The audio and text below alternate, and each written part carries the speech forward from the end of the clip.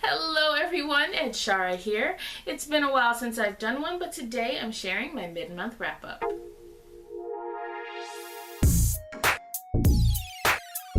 So far this month I have read 3 books, 2 of which are library books that are due back this week. So I figured why not share my thoughts before I have to turn them back in. The first book though is one of my TBR picks, and it is The House on Mango Street by Sandra Cisneros. This was also one of my picks for Hispanic Heritage Month, and I was a little hesitant going into this, but thankfully I was pleasantly surprised by this book. I think if you read reviews on Goodreads, this is definitely one of those books that people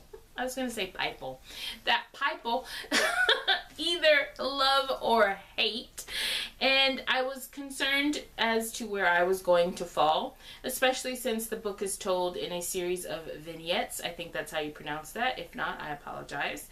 And it also lacks some of our more traditional punctuation, so I wasn't sure how I was going to feel about this, but I did start with the introduction, which I don't usually read the introduction, sorry.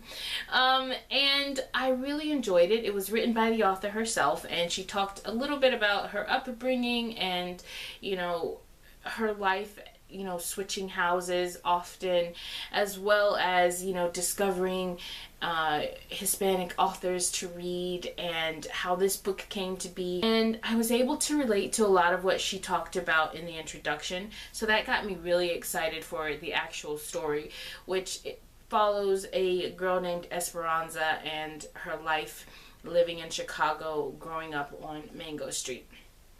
And I will say, even though the format was a little different, I kind of thought of it as a series of short stories all about the goings-on on this street, and that made it a little bit easier for me to kind of just settle into it.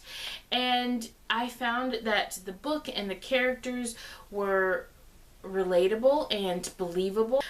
There were some vignettes that I was hoping were, or I had hoped there were some vignettes that I wished were a little bit longer, as well as some that I wish were a little bit more in-depth maybe. But for the most part, they were all really good. I did end up giving this one 4 stars. I really enjoyed it, and I can see why it's a pretty popular book. And I would definitely recommend it. I think it's a good one. Next, I have A Dash of Trouble by Anna Mariano, and this is the first book in the Love Sugar Magic series, and I loved it. It was so good.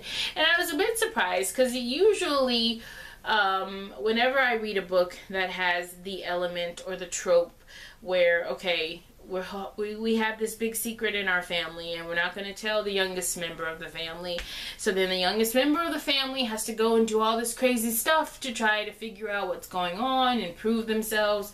I'm usually not really that interested in those types of books, just because I'm usually pretty angry because it's like, just tell them already.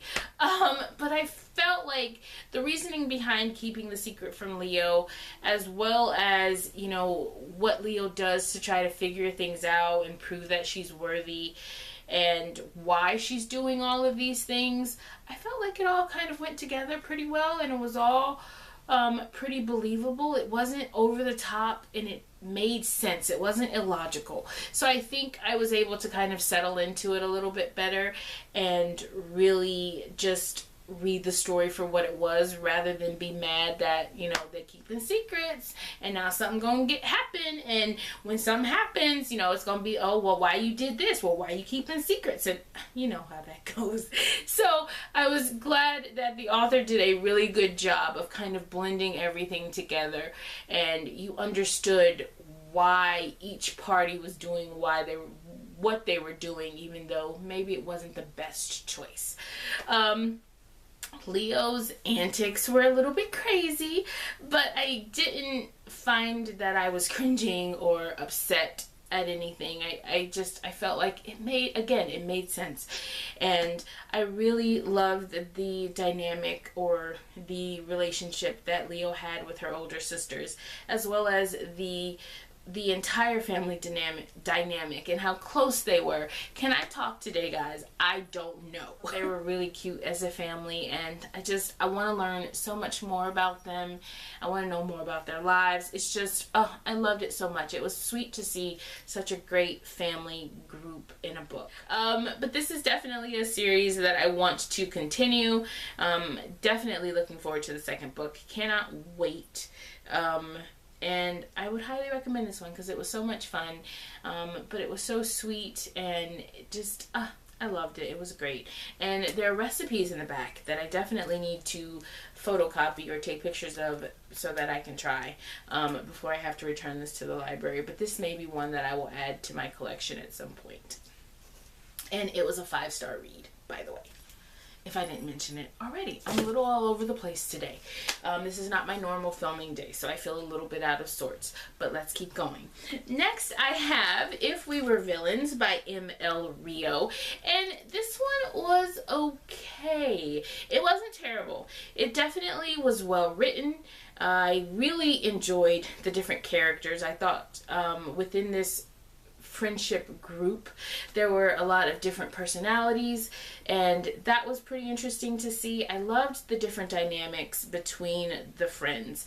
I thought it was pretty realistic to see, you know, okay, not everybody was as close with everybody, you know what I mean? So I really enjoyed seeing how the different friends interacted with one another and all of that. The relationships were pretty complex. I think a lot of things could have been avoided if people were willing to kind of stand up for what they wanted and all of that. But then I understood why, you know, people held back with their emotions and with their actions, and, you know, why they kind of allowed this one character to dominate the rest of them. And I think with all of that said, my biggest issue with this book was, I think maybe it was too long, at least in my opinion. It was a bit of a chore to get to. It took a lot to kind of work myself up to sit down and actually read the book. And thankfully I was able to find the audiobook on the Hoopla app, and I was able to listen to that while following along in the book. And I think had it not been for the audiobook, I probably would not have finished this book at all. Even though I was interested in figuring out the whodunit and all of that, it was a lot to sit down and pick this up. It just was not really grabbing my attention the way that I was hoping it would. I think part of it was I'm not the biggest fan of Shakespeare, so that may have had something to do with it. It took a while to get to the murder, and then it took a while to get to the whodunit, and then after the whodunit, you know, everything was kind of wrapped up really quickly. And so while I liked how things went, there was a lot of stuff in between each of those points that just wasn't really interesting to me, and I got a little bit bored. So again, thankfully I had the audiobook. So in the end, I ended up giving this one 3 stars. I definitely would be interested in reading more by this author, but this one just was not my favorite. And then my last book is one that I did not read, and it's Because You Love to Hate Me. It's the anthology. You guys know about this book. Technically I have about 4 days left on my checkout, and I could probably get this read within that before I have to return it to the library, because I already know I cannot renew it. But I'm just not in the mood for this anymore.